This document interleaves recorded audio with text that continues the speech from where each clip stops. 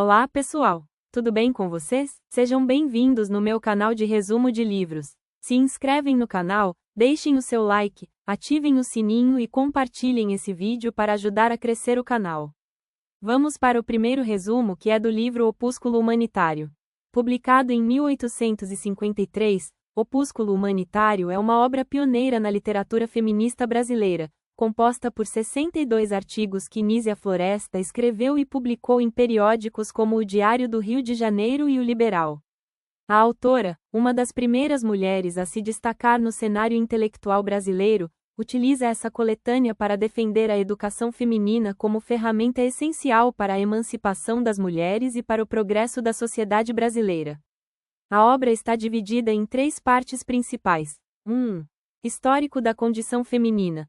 Nísia Floresta traça um panorama da situação das mulheres desde a antiguidade até o século XIX, destacando as limitações impostas pela sociedade patriarcal e a importância da educação para superar essas barreiras. 2. Crítica à educação brasileira. A autora critica o sistema educacional brasileiro da época, que relegava as mulheres a um papel submisso e limitado, focado apenas nas tarefas domésticas. Ela propõe uma reforma educacional que permita às mulheres acessar o conhecimento e participar ativamente da sociedade. 3. Reflexões sobre a sociedade brasileira. Nísia Floresta aborda questões sociais mais amplas, como a escravidão e a marginalização dos povos indígenas, defendendo uma visão mais justa e igualitária para todos os cidadãos.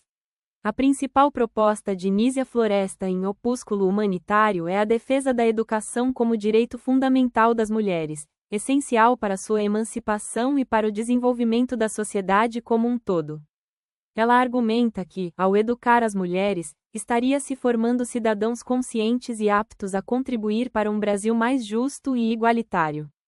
Além disso, a autora denuncia as desigualdades sociais e raciais presentes na sociedade brasileira, criticando a estrutura hierárquica que marginaliza mulheres, negros e indígenas. Opúsculo Humanitário é considerado um marco na luta pelos direitos das mulheres no Brasil, sendo uma das primeiras obras a abordar de forma sistemática a importância da educação feminina. A obra continua a ser estudada e valorizada por sua visão progressista e por antecipar debates que ainda são atuais, como a igualdade de gênero e a justiça social. E agora vamos para o segundo resumo, que é do livro Nebulosas. Publicada em 1872, Nebulosas é a única obra de Narcisa Amália de Campos, poeta, jornalista e abolicionista brasileira. Composta por 44 poemas, a coletânea reflete a sensibilidade e o engajamento social de sua autora, destacando-se no cenário literário brasileiro do século XIX. A obra está dividida em 3 partes, cada uma com características distintas. Primeira parte, poemas líricos e introspectivos, explorando temas como solidão, melancolia e a busca pelo transcendental. Segunda parte, transição para uma poesia de cunho social, abordando questões como a abolição da escravatura, crítica à monarquia e defesa da república. Terceira parte, intensificação da temática social, com homenagens a contemporâneos como Castro Alves e Carlos Gomes, além de uma tradução de um poema de Victor Hugo. A poesia de Narcisa Amália é marcada por uma linguagem rica em imagens e metáforas, típica do romantismo. Seus poemas abordam a condição feminina, a natureza e questões sociais, refletindo seu posicionamento abolicionista e republicano. A autora utiliza a poesia como meio de expressão e resistência, desafiando as convenções sociais de sua época. Nebulosas recebeu reconhecimento significativo na época de sua publicação, sendo elogiada por figuras como Machado de Assis e Dom Pedro II. A obra foi premiada com o Prêmio Lira de Ouro em 1873 e com uma Pena de Ouro pela Mocidade Acadêmica do Rio de Janeiro em 1874. Apesar disso, a autora enfrentou críticas e difamações, especialmente após o fim de seu segundo casamento, que a levaram a se afastar da vida literária e a dedicar-se ao magistério. Hoje, Nebulosas é reconhecida como uma obra importante na literatura brasileira, destacando-se pela voz feminina e pelo engajamento social de sua autora. E agora vamos para o terceiro resumo, que é do livro Memórias de Marta. Publicado em 1888, Memórias de Marta é o romance inaugural de Júlia Lopes de Almeida, uma das pioneiras na literatura brasileira a abordar questões femininas com profundidade. A obra é narrada em primeira pessoa por Marta, uma jovem que compartilha suas experiências desde a infância até a juventude, oferecendo uma visão íntima e crítica da sociedade carioca do século XIX. Após a morte do pai, Marta e sua mãe, também chamada Marta, mudam-se para um cortiço em São Cristóvão, no Rio de Janeiro. A mãe trabalha como engomadeira para sustentar ambas, enquanto Marta enfrenta a miséria e a exclusão social. A autora descreve com sensibilidade as dificuldades enfrentadas por mulheres da classe trabalhadora, destacando a luta diária pela sobrevivência.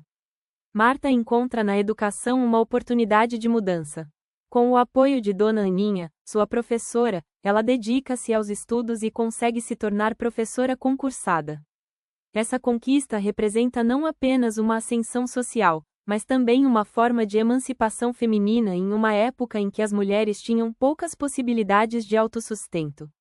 Apesar de sua independência conquistada, Marta é pressionada pela mãe a aceitar um casamento com Miranda, um homem que a pede em casamento.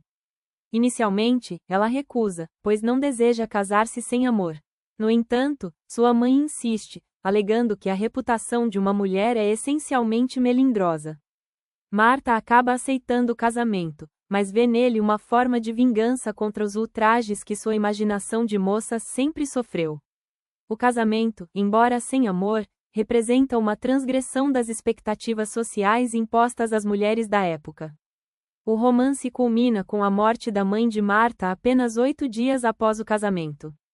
Esse evento marca o fim da narrativa e simboliza a solidão e as limitações enfrentadas por mulheres que, mesmo conquistando certa independência, não escapam das estruturas sociais opressivas.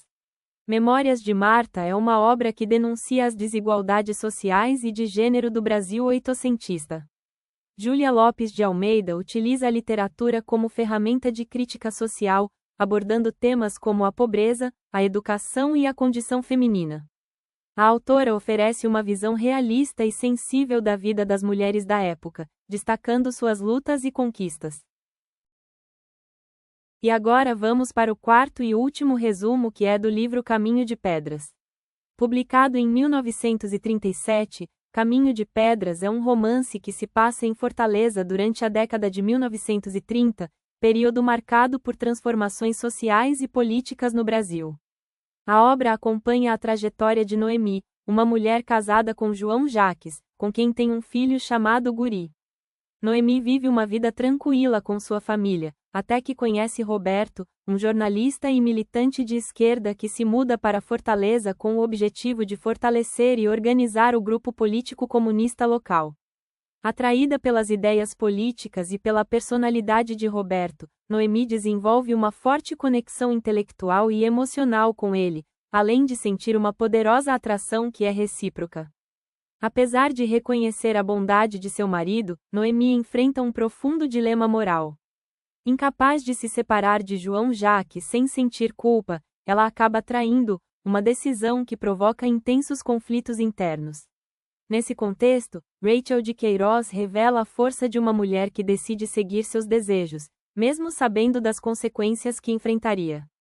Em uma sociedade que impunha às mulheres os papéis restritos de mãe, esposa e dona de casa, Noemi é ao mesmo tempo transgressora e heroína, pois opta por romper com um casamento sem amor em busca de sua liberdade.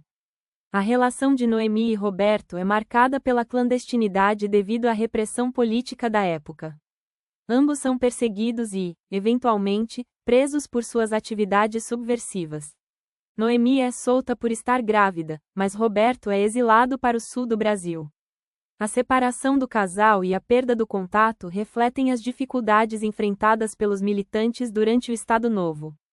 Após os acontecimentos traumáticos, Noemi encontra-se sozinha, grávida e sem apoio. A obra termina com ela subindo uma ladeira, refletindo sobre sua jornada e os desafios que enfrentou. O final aberto sugere que, apesar das adversidades, Noemi continua sua caminhada em busca de um novo começo. E aí, gostaram? Escreva nos comentários qual livro você gostaria de ouvir um resumo. Por hoje é isso, pessoal. Até a próxima!